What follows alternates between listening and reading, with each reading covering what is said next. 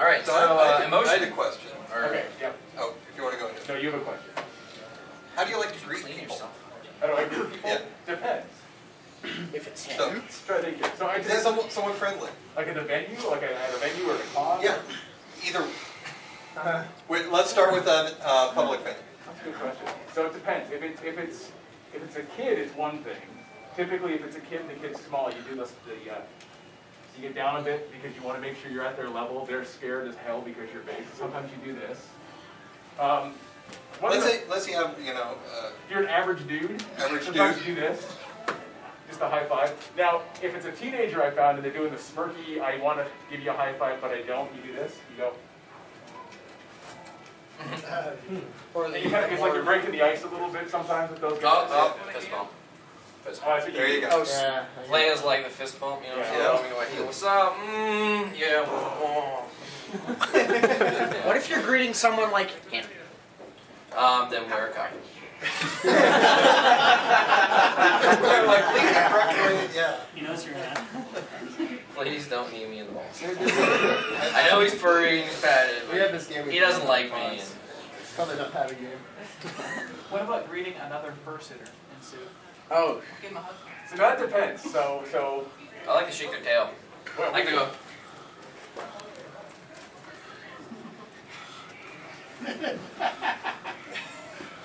Something like that. It might take him a while to notice. So I find it depends. If you're at an event and you know the person and there's some sort of like a shtick you got going there, sometimes you can hop on someone's back and run them out. It worked better when you had more ballast. That's my way of saying Kodi used to be very fat.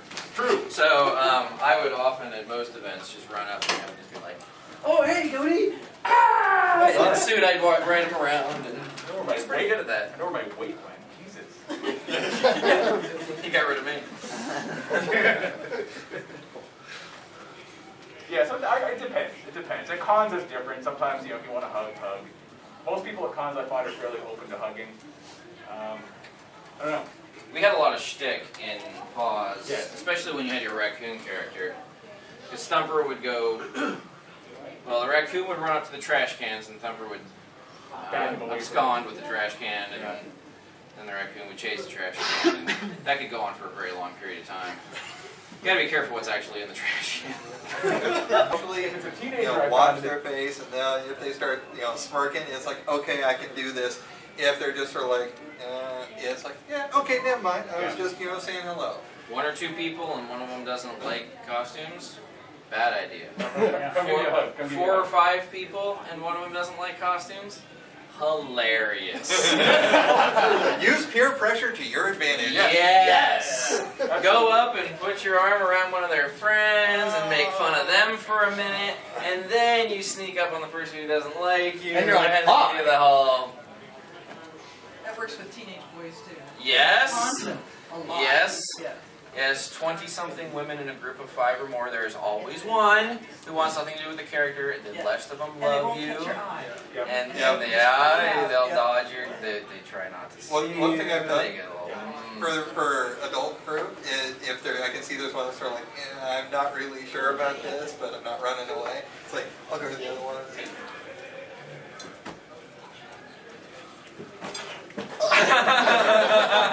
Oh, hey! Completely overdo it all. Yes, there's the cliches. A lot of it is just, improvisation. Hey, you know what? When props. When you've got a character, it's not bad to play the cliche. I mean, of course. Really. Yeah. I've got a downhill skiing in suit.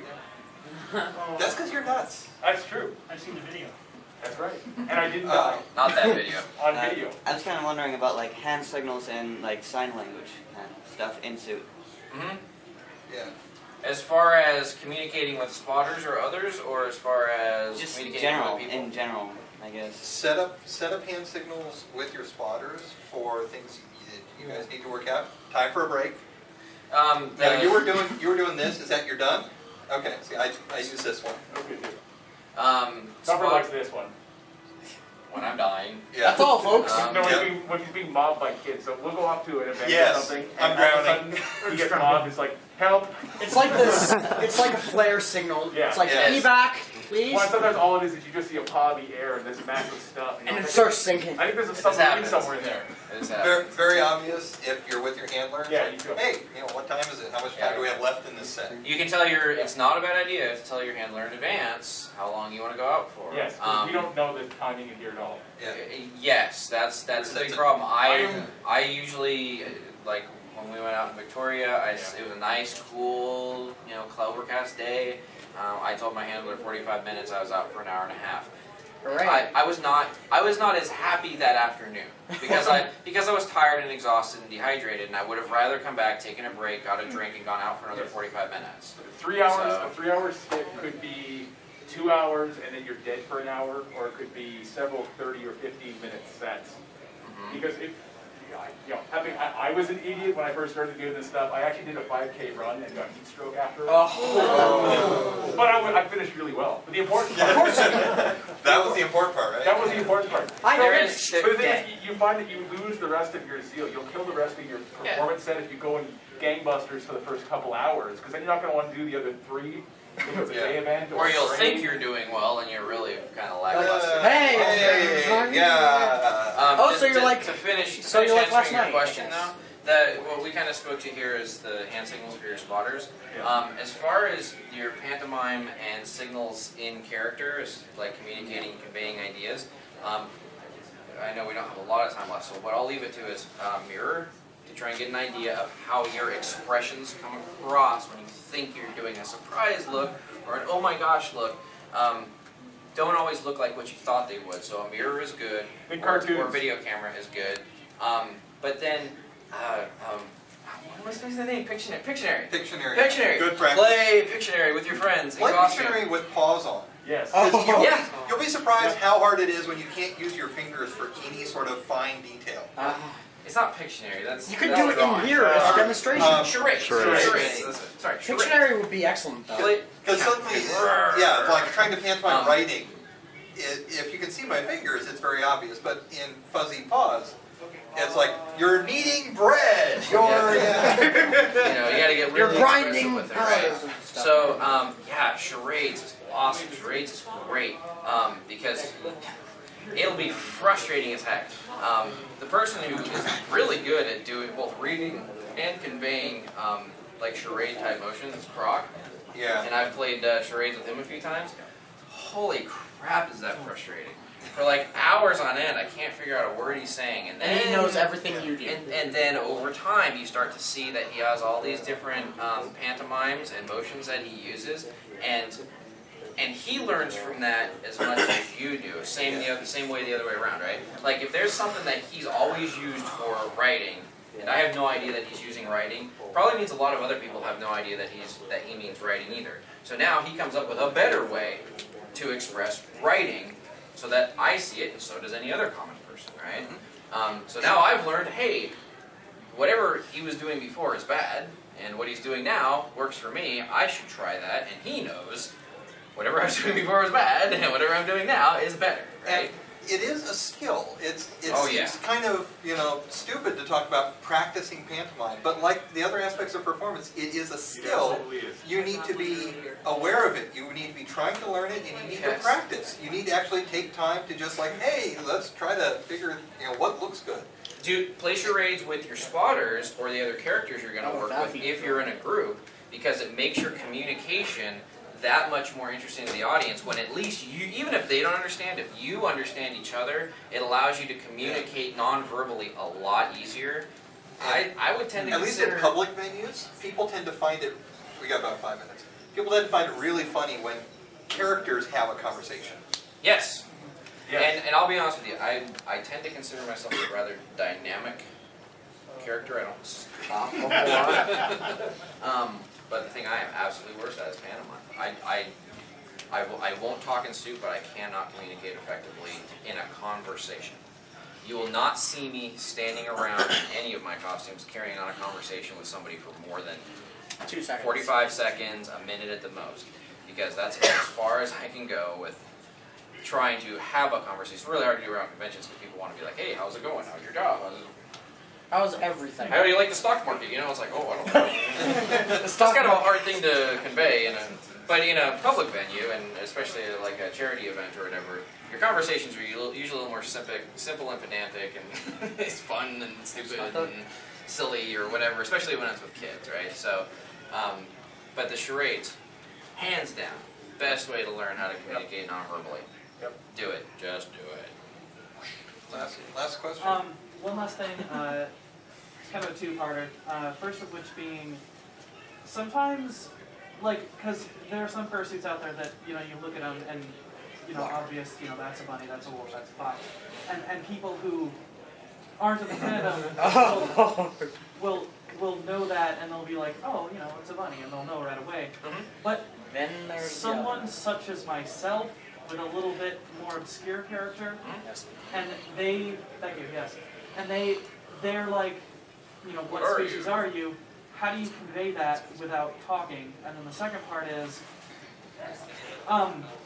when people ask what my gender is, especially when it's children, how do I convey that? How do I convey that keeping it gender? I am technically a male white rabbit with a pink nose and pink paw pads. We actually, when we're performing with him, we like to try and convince everybody he's actually a girl. They do, And we do a good job of it. How many people Like a girl. But you know what? When you're a character, generally, certain species have a different look to the male than the female characters in the species. You know, for me, I can portray an androgynous, you know, rabbit, and it doesn't really matter. Especially to an audience of kids, they don't care. They'll make fun of you for being a boy or a girl. They'll even fight with each other over it, which is kind of funny sometimes. Oh yes, I don't tearing really care. apart families is amazing. As long as it's entertaining to them, who cares? Conveying your species, you have to be able to draw attention to the features that give you away in a relatively quick manner. If someone came up on Thumper and didn't know he was a rabbit, I could go to my ears or my tail. That's a really obvious one. The harder one, Bumper, a bear, has a little short stubby tail. He's thin, he's brown, he's like the anorexia nervosa poster bear, so he doesn't really look like a bear. So he gets called a dog a lot. And Yo dog, I heard you like bears. I'll go to my ears sometimes. Rounded ears sometimes gives it away. It's still a hard one. The stubble tail, having a little scut tail works sometimes, but people also, there's dogs that just have stub tails, right? So sometimes I just can't convey it. And having a spotter who goes, he's a bear. Answer is a handler. Have your handler ready to answer that question. There is a limit to how much people are going to be able to guess if it's not a really familiar. I guess my point to start was how important to you is it? Like, when I'm performing for kids and families and stuff, if they think I'm a dog, as long as they're liking it, as long as they think it's entertaining, okay, sure, I'll be a dog for a day. Yeah, exactly. And those people are stupid. The thing is, I run, what busts me up is I run into that when I'm performing at zoos. Nice. And it's like, oh, what is he? Is he a bear? It's like I hold a raccoon tail out with big stripes on it. It's like, oh no, it's a lion. It's like, oh! Obviously. If you happen to have your species in an exhibit nearby, go hang out in front of them. I don't know if that really answers your question directly. It is kind of a challenging thing. That's another place where especially when I'm an Espion, because, you know... What the hell's an Espion? Pokemon. Yeah. What's the Pokemon? It's like a kid is never going to figure that out. Well, some people figure it out, but like, when you have adults who have never played Pokemon ever, you say Espion and they're like, what? Yeah. Right, well, I'm not a Pokemon person, so I have no idea what you're talking about. A kid who knows Pokemon obviously would know. Yeah. Otherwise, that person could die. No, do you care? I mean, I guess not. if you don't, another thing is, As long as they get you on ski line, if you have a badge, especially if you're going to have a badge with you, you could always make a badge that says Evelus the Espion, Thumper the Rabbit, Bumper the Bear, Kodi the Stinky Dog. Kodi the whatever. We're pretty much out of time. All right. So, thank you guys. Round of applause. Okay, sure, I'll be a dog for a day.